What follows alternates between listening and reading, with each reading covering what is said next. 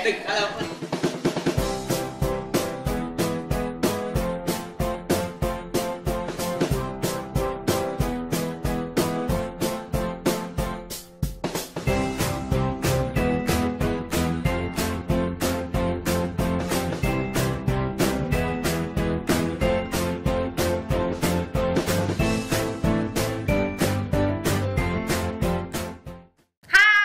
DHB, balik lagi bareng kita. Kita sekarang nggak terpisah ya? Papat nggak ada. Kamera Imran cuma ada. Aku di sini tahu. Nah, kali ini kita edisi PPKM. Karena COVID yang semakin hari semakin banyak. Dan ada pro dan kontra juga. Dan kita sekarang menghadirkan Ketua Satgas Covid DHB bersama para penyintas. Oh, penyintas. Benar, kan namanya penyintas. Benar. Aku takut salah aja. Tadi kan tidak di luar skenario. Nah, kalau di tengah kita silent dulu HP. Maklum Ketua Satgas Covid itu banyak sekali apa ya? Dia bilang tadi deg-degan kirain mau dikawinin. Saya udah seneng tadi itu. Kalau Kang Hilman kayaknya udah nggak usah dikenalin lagi deh. Kita... Di samping kiri aku dulu dong. Cewek-cewek cantik. Oh, cewek-cewek cantik yang belum lama ini kena salah virus yang lagi hits. Kalian seminggu yang lalu ya baru dinyatakan sembuh atau udah 10 hari? Ada 10 hari? Udah lebih dari 2 minggu.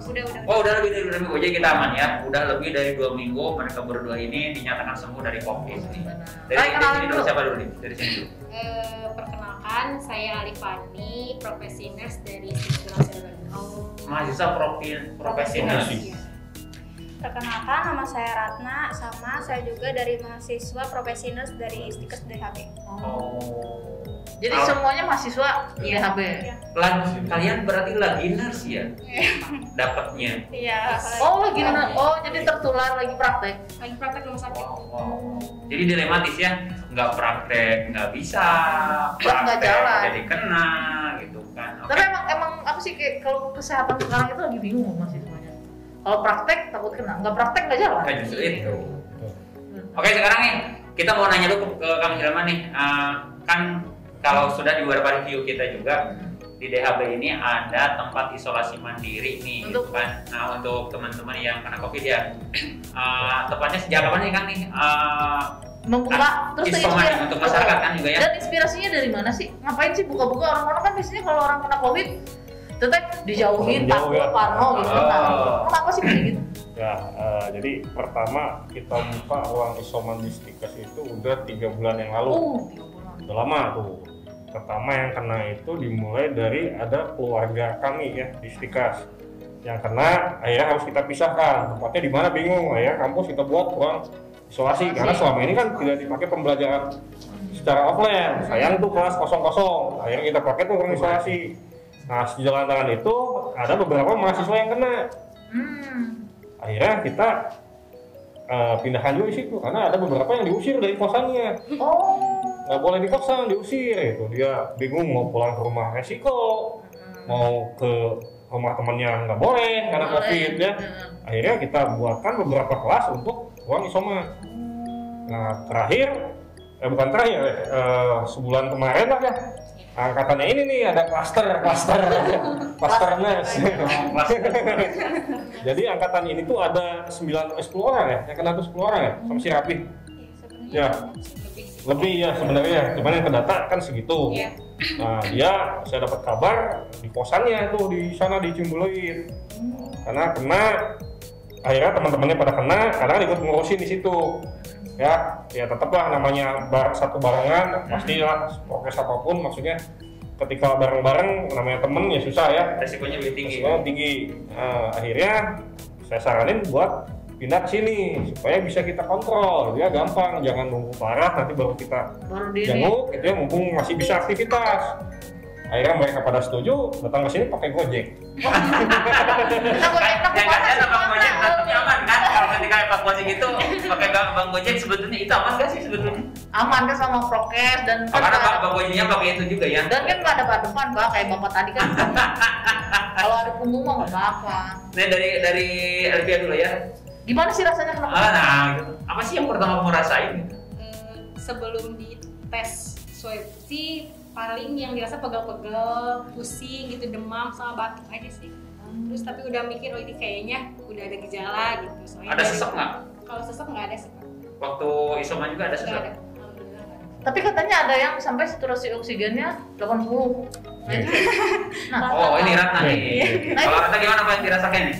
Kalau dirasain sih pas pertama ya, pas di sana itu pas pertama kali temen kita positif, sebenarnya pertama tuh sebenarnya di dalam hati ada sih rasa-rasa was-was gitu ya, karena kan kita satu ruang lingkup di situ, apalagi kamar mandinya itu satu untuk berapa orang bareng gitu ya? ya, bareng karena cuma ada satu kamar mandi. Tapi berusaha mungkin berpikir selalu berpikir positif gitu ya. Nggak ada kayaknya. Tapi pas kesini itu baru satu orang. Pas udah beberapa hari ada yang kenal lagi. Sebenarnya itu udah ngerasa badan tuh udah ngerasa gak enak, cuman dienak-enakin aja karena kan biar mungkin sugesti gitu ya. nggak dirasa Iya. namanya. Pas udah orang ketiga apa kedua gitu ya, baru tuh di situ kayaknya harus dicek juga lah. Mulai karena mungkin terpanik juga ya, karena kan udah 3 orang tuh yang dinyatakan. Itu satu kosan kan? Iya, itu satu kosan. Mulai panik, terus mulai kerasa tuh badan tuh mulai makin kerasa nggak enak, pegel, emang iya pegel sama waktu itu tuh ada mual juga, sempet mual, mau muntah, udah deh langsung kita ngabarin pembina yang di kampus Bandungan, terus ngabarin, terus disaranin suruh kesini. Pas kesini ya semua dicek, iya semua dicek dan positif ya, tapi ada satu orang yang dinyatakan negatif, tapi beberapa itu udah kena gejala ya, tapi masih negatif waktu itu. Pas udah menunggu beberapa hari, pas dicek lagi ya baru positif, baru reaksi. Selama kamu isoman di sini berapa lama tuh? Paling sebentar ya Pak, karena 8 hari. 8 hari malah. Iya. 8 hari di Karena sini, di karena sini mungkin di sana udah kena. Oh, kalau iya, teman-teman Beberapa hari di sana. Kalau teman-teman yang lain kan sampai 12 hari, 14 hari. Karena cuma 8 Selama kamu isoman apa yang kamu rasain deh? Ya, Rasa apa aja vakum sih atau kegiatan-kegiatan di sini diapain gitu sama itunya? Kalau di sini sih yang pertama kita di sini nyaman gitu ya, karena bareng-bareng gitu, terus nggak ngerasa sendiri juga. Kalau kan di sini ngekos ya, bukan orang sini juga, di sini ngekos, terus dipantau sama petugas yang di sini, terus dikasih obat, dikasih makanan, vitamin. Dan semua itu gratis? Ya, gratis. Nanti ada yang datang pura-pura COVID. Pokoknya sampai kita butuh tempat air panas itu disiapin, langsung disiapin. Kalau beliau itu luar biasa. Kalau wanita emang beliau itu. Ibu tahu aja. Ketika yang minta tolong cowok mah, dok sok mana seorang mana. Pas ketemu ketika kamu dapat kabar kamu COVID, apa yang kamu rasain deh? Lemas gitu, drop banget atau gimana nih? Shock sih, langsung ngabarin orang tua, langsung nangis gitu. Tapi ya karena banyakan jadi bawa happy aja gitu. Jadi imunnya nggak drop gitu. COVID itu sebenarnya seseram, kan kita tahu media-media itu yang benar-benar kayak emang kita tahu COVID itu berbahaya dan banyak variannya. Apakah yang kalian rasain itu COVID itu semengerikan itu atau sebenarnya COVID mah biasa aja lah sebenarnya, asal dibawa dengan tadi happy mood, terus nggak stres gitu. Kalau aku pribadi sih nggak ngalamin gejala yang parah banget gitu, paling cuma batuk doang sama anosmia kayak gitu. Anosmia juga. Kalau Ratna sama juga. Kalau Ratna di sini sih karena sebenarnya panik sih, tapi ngelihat teman-teman yang lain tuh, kalau misalkan sebenarnya Ratna tuh orangnya panikan gitu ya Pak, tapi ngelihat teman-teman yang lain kalau misalkan Ratna panik, kasihan ke yang lain gitu ya. Orang lain mungkin sama juga panik, tapi biar nggak biar ke yang lainnya itu nggak ikut panik gitu. Jadi ya dibawa santai aja. Terus emang sih gejalanya pertamanya itu nggak begitu itu ya, nggak ada sesek. Cuman beberapa hari di sini tuh ada sesek sampai ngap banget, terus sampai bilang ya pas dicek SPO2-nya itu 88 tapi sebenarnya deg-degan, tapi buat nunjukin ke teman-teman biar nggak deg-degan aja, karena kasihan kan. Mario main Uno ya. Iya. Biar nggak stres. Sempat ini pakai oksigen. Sempat pakai oksigen juga. Pakai oksigen. Kita kasih oksigen, tapi hanya sehari 2 hari ya kita cek lagi SPO2-nya, ternyata dia udah naik lagi karena mau aktivitas dia nggak mau diem orangnya. Kalau justru kalau orang yang tiduran terus ini yang bahaya. Oh jadi emang sebenarnya kalau kena COVID itu tidak harus istirahat terus gitu. Jadi berkegiatan itu lebih baik. Selama isoman tuh ada kegiatan. Harusnya digerakin gitu. Nah terus mau nanya, kan banyak nih orang-orang yang ingin isoman di rumah. Terus orang-orang yang ngerasa ya kayak tadi gejalanya batuk, flu, tapi nggak mau ke dokter, nggak berani gitu, tapi pengennya stay aja di rumah. Apa sih yang mereka harus lakuin? Terus apa sih keadaan yang seperti apa ketika mereka harus banget keluar dari rumah? Gini loh, orang kalau kena COVID itu yang bahaya itu apa? Menularkan. Ya, kenapa dia harus isoman walaupun tidak ada gejala. Nah, fase menularkan itu ada 10 hari tuh. Fase penularan, makanya isoman tuh harus 10 hari, kalau nggak ada gejala tambah 3 hari. Itu aman, baru boleh beraktivitas lagi dengan catatan tidak ada gejala gitu ya, gejalanya sudah hilang. Nah, tetapi selama masih dia ada gejala itu ada resiko penularan. Hari ke-7 udah sembuh, yang saya baca penelitian itu sampai hari ke-10. Jadi dia sampai hari ke-10 itu masih ada virus yang masih bisa menularkan. Makanya harus ditetapkan sampai 10 hari.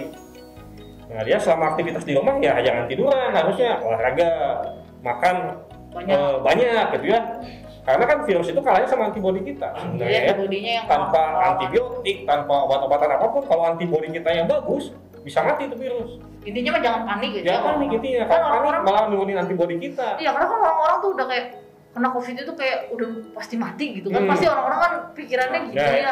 Itu sih yang jadi kena COVID, stres, harusnya yang nggak parah jadi makin parah. Nih, kenapa nih? Kita ingin nguli-nguli di awal nih. Kang Hilman kan kalau kita bicara udah hampir setahun lebih nih. Dari mulai dulu checkpoint gitu kan.